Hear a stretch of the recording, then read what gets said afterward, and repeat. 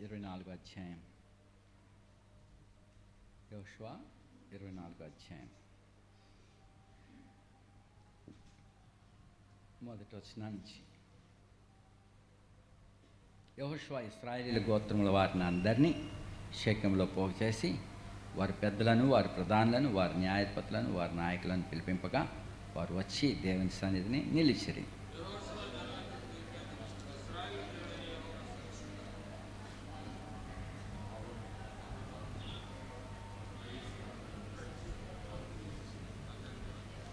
అయితే నేను నది అద్దరి నుండి మీ పితరులైన అబ్రహాం తోడుకుని వచ్చి కనాను దేశమంతటా సంచరింపజేసి అతనికి సంతానం విస్తరింపజేసి అతనికి ఇస్సాకునిచ్చి తిని,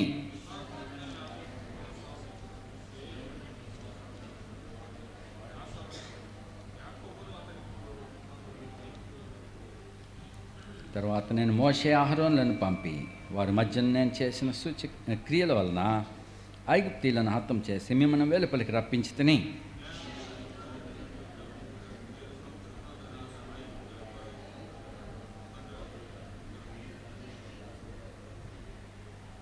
వారు యెహోవాకు మొరపెట్టినప్పుడు ఆయన మీకును ఐగుప్తీయులకును మధ్య చీకటి కల్పించి సముద్రమును వారి మీద రప్పించి వారిని ముంచివేశాను. ఐగుప్తు దేశంలో నేను చేసిన దాన్ని మీరు కన్లారా చూచితిరి. అటు తర్వాత మీరు బహుదినములు అరణ్యంలో నివసించితిరి.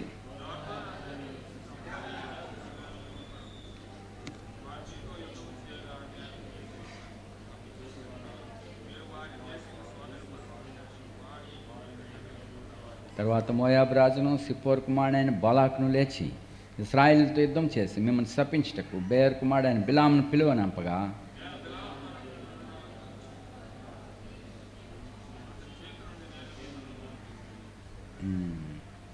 ప్రార్థించుదాం. నమ్మకమైన దేవా, కృపగల తండ్రి, నీ బాల చుట్టూ కలిసి మీ నామాన్ని స్తుతించుటకు, గణపరచుటకు మాకు ఇచ్చిన ధాన్యతను బట్టి నీకు వందనాలు. నీ చిత్తానుసారంగా నీ వాక్యం అంది మమ్మల్ని ప్రతిష్ఠించుము దేవా.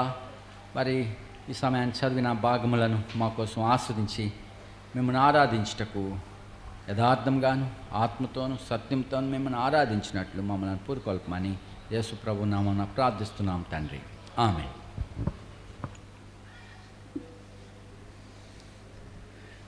దేవుడు ఇశ్రాయేలీయులతో చేసిన మేలు విషయంలో ఏ విషయంలోనూ ఆయన తప్పుపోలేదు. ఒక్కటి కూడా తప్పుపోలేదు. దేవుడు సెలవిచ్చిన మాటలలో ఒక్కటి అయినా తప్పి ఉండలేదని చెప్తున్నాడు. 23 అధ్యాయంలో ఇక్కడ మోషే దినాల్లో ప్రభు ఏం సెలవిచ్చినాడో, ఇతరులతో ప్రభు ఏం సెలవిచ్చినాడో వాటన్నిటి విషయంలో అనుభవపూర్వకంగా ఇశ్రాయేలీయులు ఎరిగినారు. 14 వచనం 23, 14. ఇదిగో నేను సర్వలోకుల మార్గం నిలుచున్నాను, మీ దేవుడైన యెహోవా మీ విషయమై సెలవిచ్చిన మంచి మాటలన్నింటిలో ఒక్కటి ఆయనను తప్పి ఉండలేదని మీరు అనుభవపూర్వకంగా ఎరుగుదురు. అవన్నీ మీకు కలిగను, వాటిలో ఒక్కటైనను తప్పి ఉండలేదు. సో ప్రభు సెలవిచ్చిన మాటల్లో ఒక్కటి కూడా తప్పదు. ఆకాశము భూమియు ఇవన్నీ గతిస్తాయేమో కానీ ప్రభు యొక్క మాట ధర్మశాస్త్రంలో ఒక పొల్లైనా తప్పుపోదు, నెరవేరకుండా సమస్తము నెరవేరుతుంది. అటువంటి ప్రభు మాట ఇచ్చి నెరవేర్చేవాడు. మరి ఇప్పుడు ఇశ్రాయేలీయుల గురించి ఇక్కడ యెహోషువ తాను చివరి దినాల్లో వృద్ధుడిగా మరి పెద్దలందరినీ, నాయకులను, న్యాయాధిపతులను, ప్రధానులను అందరినీ పిలిస్తే వారు వచ్చారు.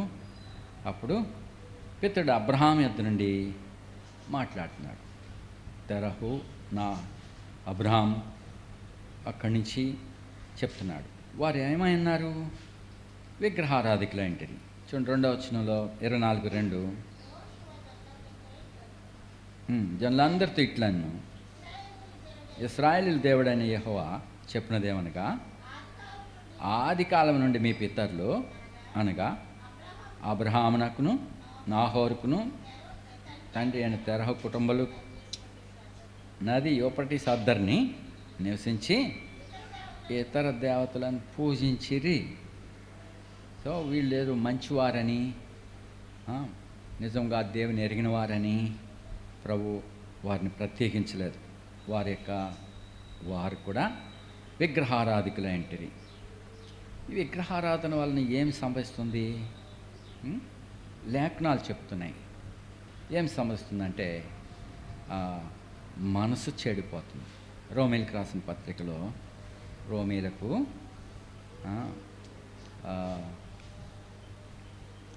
ఈ పరిశుద్ధ లేఖనాలు చెప్తున్నాయి. కాబట్టి ఈ లేఖనాన్ని ఇంకెదిరిస్తే సత్యాన్ని ఎదిరించినట్టు.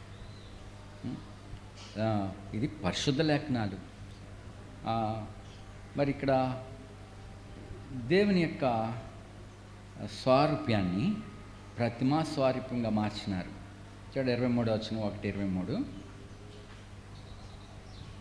రోమన్ వారు అక్షయుడగు దేవుని మహిమను క్షయమగు మనుషులేకయు పక్షులేకయు చతుష్పాద జంతువులేకయు పురుగులేకయు, సో వికృత రూపాలతోటి దేవుని యొక్క మహిమను, అక్షయుడగు దేవుడు, మహిమగల దేవుడు, సమస్తమునకు ఆధారభూతుడైన వాణ్ణి ఒక పురుగు రూపంలోను, ఒక జంతువు ఏనుగు రూపంలోను, కుక్కల రూపంలోను, ఈగల రూపంలోను నానా విధాలుగా మార్చేసినారు. ఐగుప్తులో అలాంటి పూజలు చేసేవారు.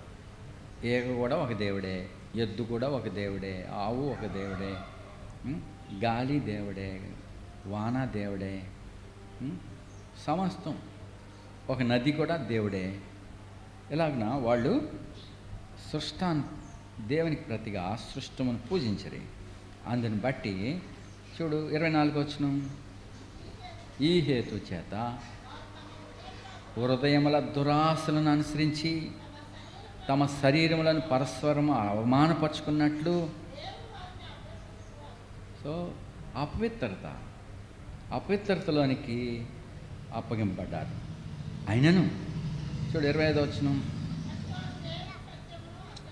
సో దేవుని యొక్క సత్యమును అసత్యమునకు మార్చి సృష్టికర్తకు ప్రతిగా సృష్టమును పూజించి సేవించిరి.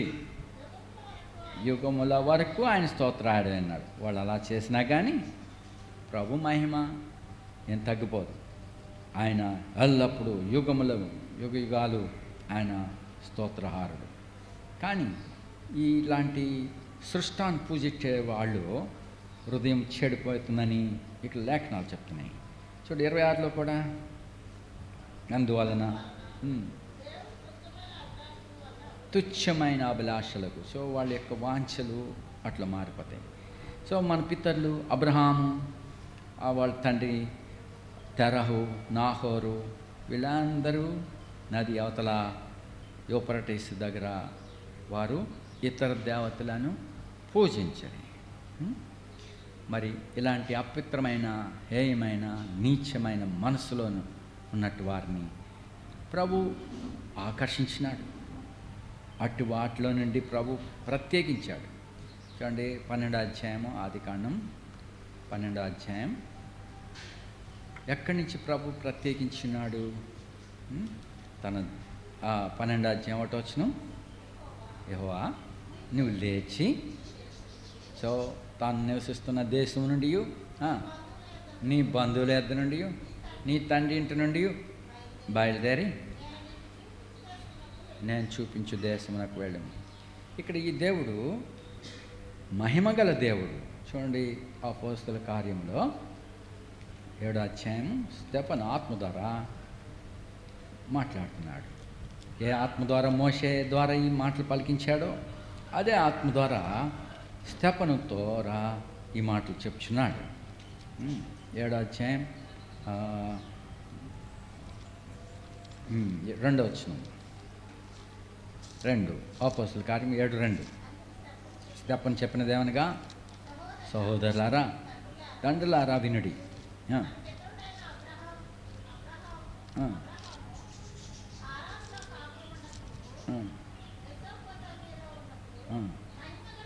మహిమగల దేవుడు అతనికి ప్రత్యక్షమైన. సో బహుశా అతను తయారు చేసిన విగ్రహాలు అమ్ముకునేవాడే కావచ్చు, లేకపోతే తయారు చేసేవాళ్ళు కావచ్చు, వ్యాపారాలు చేసుకుంటున్నారు. అనేక బొమ్మలు, అనేక వస్తువులు ఇలాంటివి వాటిని పూజించుతూ ఉండవచ్చు. అలాంటి సమయంలో మరి వాటన్నిటిని విడిచిపెట్టడానికి మహిమగల దేవుని వైపు అతని దృష్టిని మళ్లించినాడు ప్రభు. సో ప్రభు ఆకర్షిస్తేనే కానీ ఎవడు ఆయన ఎద్దకు రాలేడు. మోషేని చూడండి, మోషే గొప్ప విద్వాంసుడే, దాదాపుగా 40 సంవత్సరాలు గొర్రెల వెంట మిద్యాన్లో ఉన్నాడు. ఆ టైంలో మరి అతన్ని ఆకర్షించుటకై ప్రభు ప్రత్యక్షమైనప్పుడు ఎలాగా ఒక పొద మండుచుండెను, పొద కానీ కాలిపోలే. ఆ పొద అలా పచ్చగానే ఉన్నది, అయినను అది కాలిపోతున్నట్టుగా అందులోంచి అగ్ని రగులుకుంటా ఉంది తేజస్సుతో.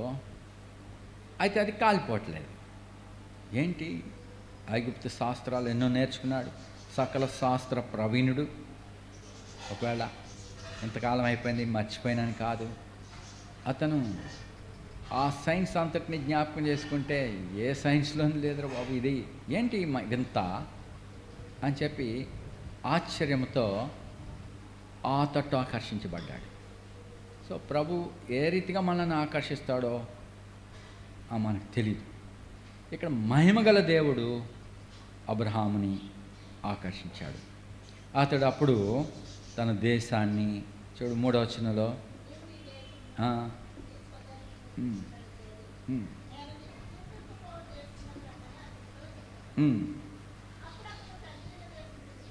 కల్దీల దేశం విడిచిపోయి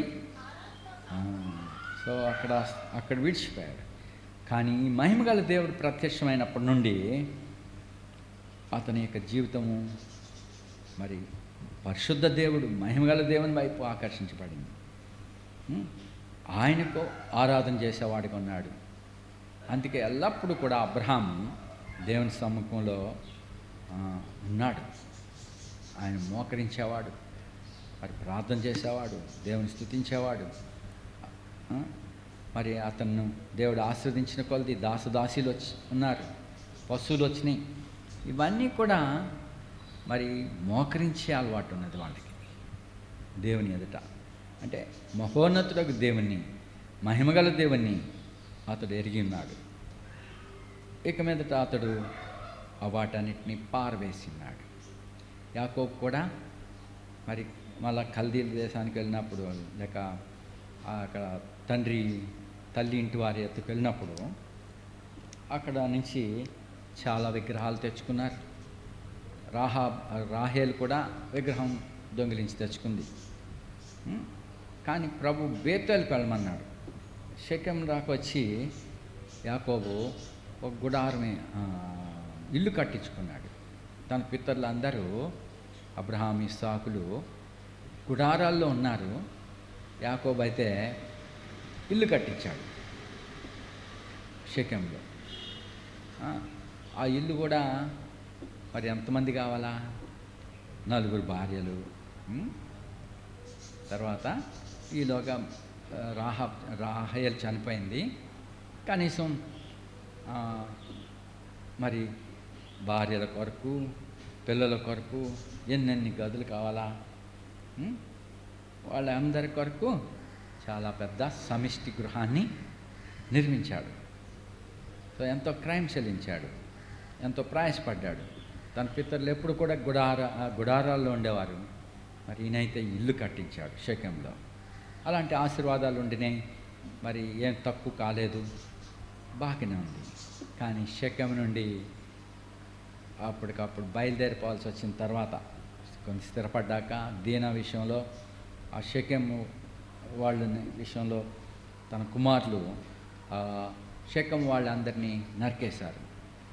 గొప్ప ఉపద్రవంలో పడ్డామని చెప్పి భయపడినాడు, మిక్కిలి భయపడినాడు యాకోబు.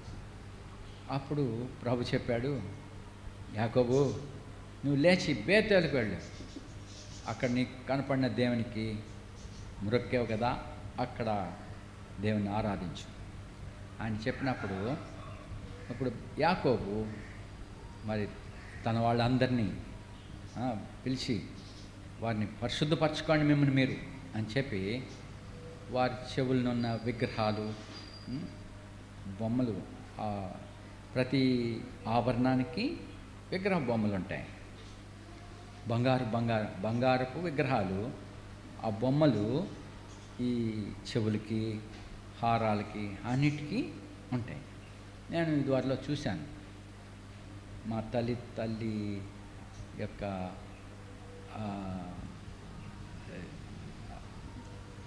నగలు చూశాను. వాటన్నిటి మీద బాగా చిన్న వయసులో నేను గుర్తుంది నాకు. ఇంతంత నాణాల్లా ఉన్నాయి.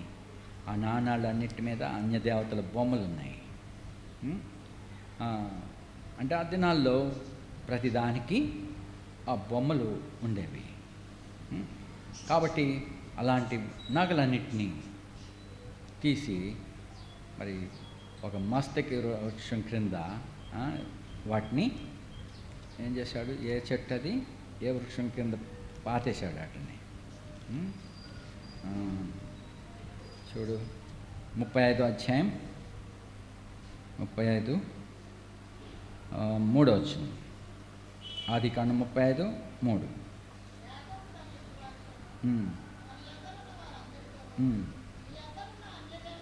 అన్య దేవతలను పారవేసి మిమ్మల్ని మీరు శుచిపరచుకొని మీ వస్త్రములను మార్చుకొనుడి. చూసారా? సో ఎటువంటి అపవిత్రత అది! ఈ బొమ్మలను, అన్య దేవతలను కలిగి ఉండటం వలన ఎటువంటి అపవిత్రత, తెగులు అక్కడ ఉన్నదో చూస్తున్నాం. కాబట్టి వాటిని పారవేసి మిమ్మల్ని మీరు శుచిపరచుకొని మీ వస్త్రములను మార్చుకొనుడి.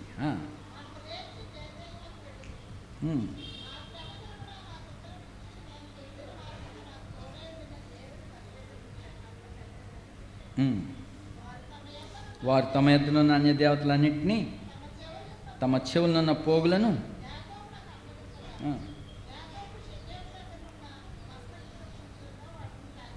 మళ్ళీ తీసుకుంటా కాదు, షెకెము దగ్గర. సో మళ్ళీ షెకెము వైపుకి వెళ్తే భయమే, ఆ ఊరందరినీ నరికేస్తారు కదా. సో ఆ రీతిగా వారు ప్రయాణం అయిపోయినప్పుడు వారి విగ్రహాలు ఏవీ లేవు కాబట్టి మరి దేవుని భయము ఆ చుట్టూ ఉన్న పట్టణాలు వాళ్ళ మీదకి వచ్చింది. ఎవడు హాని చేయలేదు, యాకోబు కుమారులని ఎవరూ తరమలేదు. ఆ రీతిగా మరి షెకెం బేతేలుకి వెళ్ళినప్పుడు ప్రభు అతనికి ప్రత్యక్షమైనాడు. ఏమని? 11వ వచనం, 11. మరియు దేవుడు, నేను సర్వశక్తి గల దేవుడిని.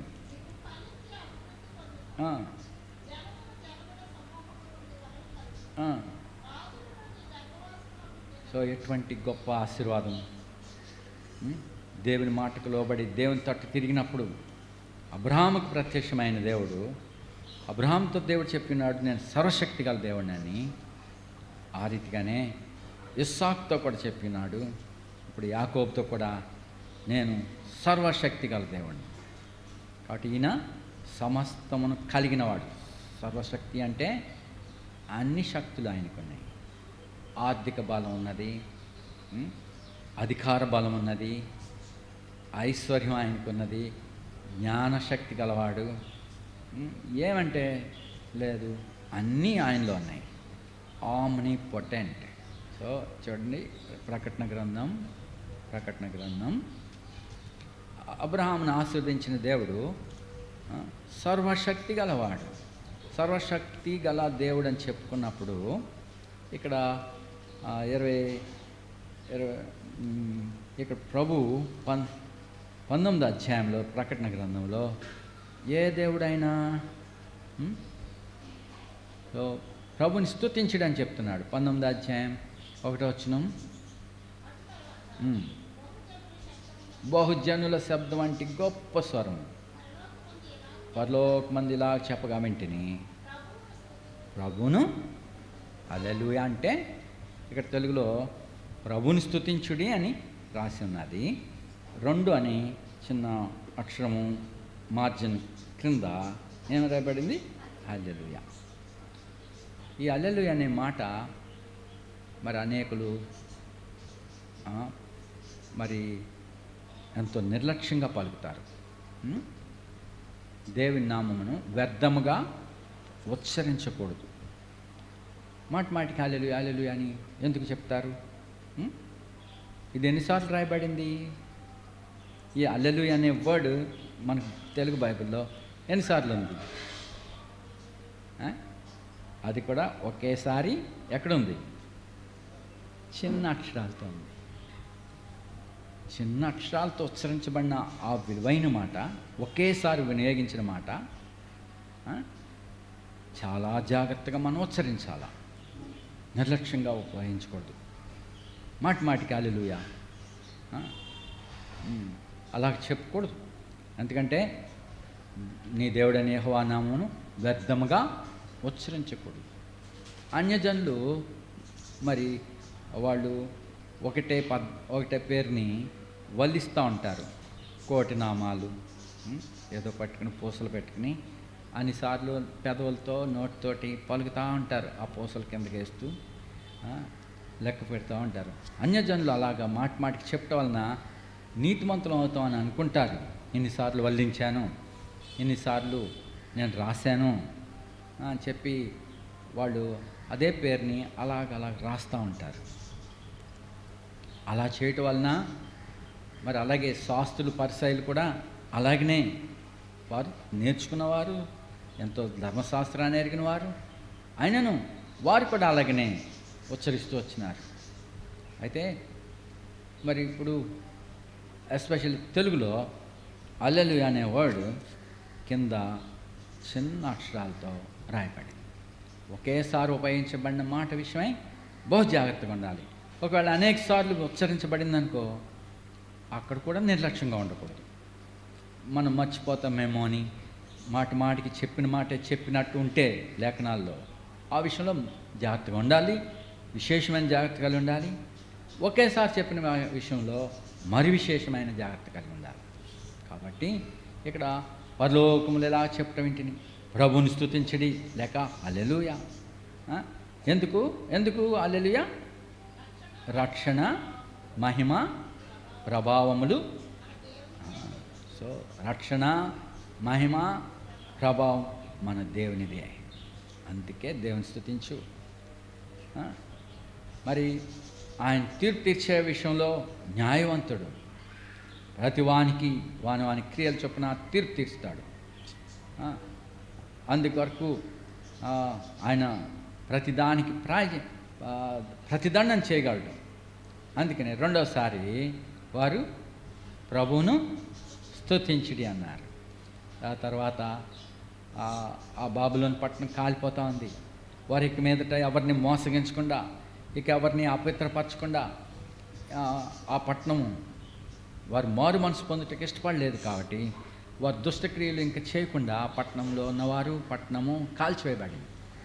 అందరిని బట్టి కూడా హల్లెలూయా చెప్తున్నారు. ప్రభా నువ్వెంతైనా గొప్పవాడు, ఇలాంటి భక్తిహీనులను బలత్కారులను మీరు నాశనం చేయగలవాడు. వారికి మీదట అలాంటి నీచ కార్యాలు చేయకుండా వారు కాల్చివేయబడ్డారు. అది కాలపోతే ప్రపంచం అంతా మళ్ళీ తెగులుతో వచ్చేస్తుంది.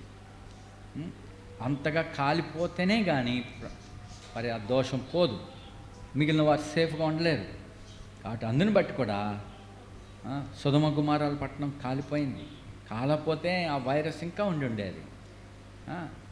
అందుకనే అది అంతగా కాల్చివేయటం వలన ప్రభు తన మహిమను చూపించినాడు. అందుకే ప్రభువుని స్తుతించుడి అన్నారు.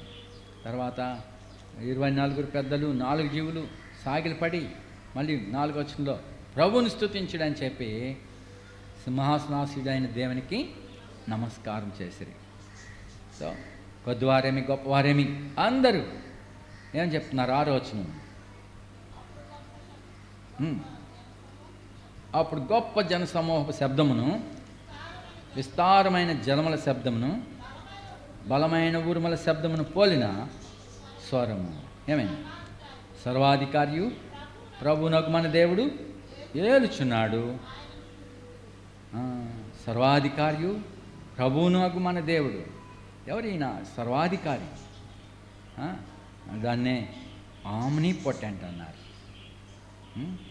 సర్వాధికారి, ఆల్మైటీ, ఇంగ్లీష్లో కేజీబీలో ఆల్మైటీ గాడ్ అన్నాడు. అదే మాటని అబ్రహాం దగ్గర ఆయన ప్రత్యక్షమైనప్పుడు ఐఎమ్ ఆల్మైటీ అని చెప్పాడు. తెలుగు బైబిల్లో సర్వశక్తి గల దేవుణ్ణి అన్నాడు. ఇక్కడ ఏం చెప్తున్నాడు? సర్వాధికారియు లేక ఆల్మైటీ గాడ్. అదే మాటని కేజీబీలో ఆమ్నిపొటెంట్, తనలో తానికే సమస్తం ఉన్నాయని. ఏమున్నాయి ఆయనలో? అధికారం ఉన్నది, జ్ఞానం ఉన్నది, ఐశ్వర్యం ఉన్నది, శక్తి ఉన్నది, అది సమస్తమైన ఆయనలో ఉన్నాయి. ఆయనలో ఏది తక్కువ లేదు. కలిగిన వాడు, ఎవరి వలన సమస్తం కలిగినయో ఆ కలిగినవాడు, ఆయన లేకుండా ఏది కలగలేదు. సమస్తమునకు ఆధారభూతుడు, ఆమ్నిపొటెంట్. కాబట్టి అటువంటి వాడు మరి ఏమీ లేని వాడిని లేపినాడు. ఎక్కడున్నాడు అబ్రహాం? విగ్రహాల మధ్యలో, అపవిత్రమైన ప్రజల మధ్యలో విగ్రహారాధికుడిగా, ఒక శాపగ్రస్తమైన వాడిగా ఉన్నప్పుడు ప్రభు అతన్ని పిలిచినాడు. మహిమ గల దేవుడు, తర్వాత సర్వశక్తి గల దేవుడు. మరి ఇప్పుడు ఆ సంతానమును దేవుడు కనాన్ దేశమును వారికి స్వాధీనపరిచాడు. ఆయన ఏ మేలైతే చెప్పాడో ఆ మేలుల్లో ఒక్కటి కూడా తప్పుకోలేదు. అందుకే యెహోషువ చెప్తున్నాడు, మన పితరులు నది ఆద్దరిని నడిచిన దేవతలు పూజిస్తారో, లేక నది దాటొచ్చాక ఈ కనానీల దేశానికి వచ్చారు ఈ దేవతలను పూజిస్తారో అది మీ ఇష్టం. మీరు కోరుకోండి, మీరు ఎవరిని సేవిస్తారో మీరు కోరుకోండి. నేనైతే నేనును నా ఇంటి వారిను యెహోవాను సేవిస్తాం. సో అది సత్యం. జీవం గల దేవుడు వచ్చిన ప్రత్యక్షత వారికి ఇవ్వబడింది. మన పితరులను పిలిచిన దేవుడు, తన మహిమకు పిలిచిన దేవుడు మరి చూపించబడ్డాడు. ఇప్పుడు వారు ఎదుట పెట్టాడు. మీరు మన పితరులు సేవించిన అన్య దేవతలను పూజిస్తారో, లేక నది దాటొచ్చారు ఈ దేశ ప్రజల యొక్క దేవతలను పూజిస్తారో. అక్కడ దేవతలు అయితే సాఫ్ట్గా ఉన్నాయేమో, ఈ కనానీ దేవతలు అయితే వెరీ క్రూరమైన దేవతలు. అవి భీకరాన్ని పుట్టించే దేవతలు. అవి మనుషులను బలిచ్చేటువంటి ప్రేరేపించే దుష్టశక్తుల యొక్క అధికారములు అవి. అలాంటి భయంకరమైన క్షుద్ర పూజలు అవి. ఆ దేవతా బొమ్మలన్నింటినీ వీళ్ళు నాశనం చేశారు. ప్రభు నాశనం చేయమన్నాడు. అది కానీ ఉండుంటే ఆ క్షుద్ర దేవతల ఆ జ్ఞానము ఆ పూజలు మరి ఎంతమంది చచ్చిపోయి ఉండేవారు. అది ప్రపంచానికి మేలు జరిగింది అలాంటి దేవతలను నాశనం చేయటం బట్టి. మరి దేవుడు ఇశ్రాయేలీయులను వాటన్నిటి నుండి విడిపించి మరి వారి విషయంలో మరి మంచి దేశమునకు, పాలు తేనెలు ప్రవహించు దేశమునకు, దేవుని దృష్టి ఎప్పుడు ఉండేటువంటి ఆ స్థలంలోనికి వారిని తీసుకుని వచ్చి నెమ్మది ఇచ్చినాడు. వారికి సమాధానం ఇచ్చినాడు, స్వాస్థ్యాన్ని ఇచ్చాడు. అలాగనే ఆయన చేసిన మాటలలో ఒక్కటి కూడా తప్పుకోలేదు. అలాగే మరి మహిమగల దేవుడు ఆయన ఏలుచున్నాడు. మనము ఆయనకే నమస్కరించవలను. ఇక్కడ ఈ భక్తుడు ప్రకటన గ్రంథంలో 10వ వచనంలో చూసినప్పుడు ఈ సంగతులన్నింటినీ వివరిస్తూ ఉంటే అది అపోస్తలుడు యోహాను, ప్రభుని ఆనుకున్నవాడు, ప్రభుని ఎరిగినవాడు, అతను కూడా తప్పే ప్రమాదం వచ్చింది. 10వ వచనం, అందుకు నేను అతనికి నమస్కారం చేయుటకై, అతనికి నమస్కారం చేయుటకై, నమస్కారం అంటే ఆరాధన చేయుటగా వాళ్ళకి సాగిలి పడబోతే ఆయన ఏమన్నాడు? వద్దు సుమా, వద్దు సుమి. భయపట్టినాడు. వద్దు సుమి, అది ఎంతో డేంజర్ అని. అయితే నేను కూడా నీతోనూ యేసు గురించిన సాక్ష్యం చెప్పు, నీ సహోదరులతోనూ సహదాసుడను దేవునికి నమస్కారం చేయము. యేసుని గూర్చిన సాక్ష్యము ప్రవచన సారము. సో ఈ లేఖనమంతయు యేసుని గురించి ఇచ్చిన సాక్ష్యం. కాబట్టి మనం ఈ సర్వాధికారి ప్రభువునగు దేవుణ్ణి నువ్వు ఎరగవాలని. మన పితడు అబ్రహాము, అతని సంతానం మరి యెహోవా దేవుణ్ణి, సర్వశక్తిగల దేవుణ్ణి, ఆమ్నిపోటెంట్ గాడ్ని వారు ఆరాధించున్నారు. మరి ఈయన మన ప్రభువైన యేసుక్రీస్తు, ఆయన మృతుల్లో నుండి లేపబడినవాడై మరి అక్షయుడగు దేవుడిగా, మహిమగలవాడిగా ఆయన పరలోకంలో హెచ్చించబడ్డాడు. తండ్రి ఆ రీతిగా ప్రభావంతో నింపినాడు. ఆయన నామాన్ని అన్ని నామముల కంటే పైగా హెచ్చించాడు. మరి కాబట్టి ప్రతి వాని మోకాలు ఆయన ఎదుట వంగవలెను. సో ఆయనను గణపరచవాలని తండ్రి ఆజ్ఞించాడు. కాబట్టి మనలను మన పాపముల నుండి విడిపించాడు. ఇలాగ ఎవరు చేయలేదు. మరి ఆయన చేసిన వాగ్దానములు ఒక్కటి కూడా తప్పిపోలేదు. ఆయన నమ్మదగిన వాడిగా ఉన్నాడు. కాబట్టి తన మహిమకు పిలిచిన దేవుడు. చూడండి, ఇప్పుడు పేతురు రాసిన పత్రికలో మొదటి పత్రిక 5వ అధ్యాయము 10వ వచనం. తన నిత్య మహిమకు క్రీస్తునందు మిమ్మల్ని పిలిచిన ఏ దేవుడు? సర్వకృపానిధి అగు దేవుడు. ఆయనలో నిధి, కృప. ఏం కృప? మనం దరిద్రులుగా ఉన్నాం, తన ఐశ్వర్యమును కలిగినవాడు. తనలో ఐశ్వర్యం ఉన్నది. మనం అజ్ఞానులమైంటిమి, ఆయనలో ఐశ్వర్యం అన్నది జ్ఞాన ఐశ్వర్యం. ఆయన మనంత నిస్సత్తు గలవారము, ఆయన మహిమతో నిండినవాడు, నీలో మహిమను నింపేవాడు. ఇక్కడ ఏం చెప్తున్నాడంటే సర్వకృపానిధి అగు దేవుడు, మన మీద దయ చూపించేవాడు. ఏ విధంగానైనా మన మీద జాలి చూపిస్తున్నాడు. మరి తన నిత్య మహిమకు క్రీస్తునందు మిమ్మల్ని పిలిచిన సర్వకృపానిధి అగు దేవుడు ఏం చేస్తాడు? కొంచెం కాలం. సో కొంచెం కాలం యాత్రలో కొంత చుట్టూ ముళ్ళు ఉండొచ్చు, కానీ ముళ్ళు గుచ్చుకోదు. చక్కని త్రోవ ఉంటుంది. ఒకళ్ళు సముద్రంలో గుండా వెళ్ళాలా, ప్రభు కృప చూపుతున్నాడు. సముద్రం నిన్ను ముంచివేయదు. శత్రువులు మనకంటే బలమైన వాళ్ళు కావచ్చు, ఎవడు మీకు ఆంచేయడు. అలాంటి శత్రువులను సామాన్యమైన కందిరీగలు తరిమేసినాయి. మరి బలమైన రాజులు వీళ్ళు కత్తి తీసుకుని జయించలేదు, కానీ కందిరీగలకి వాళ్ళు లొంగిపోయారు. అలాగిన ప్రభు వాళ్ళందరినీ వశపరిచాడు. వాళ్ళు ఖడ్గం కాదు, వారు విల్లు కాదు వాళ్ళని జయాన్ని తీసుకురావటానికి.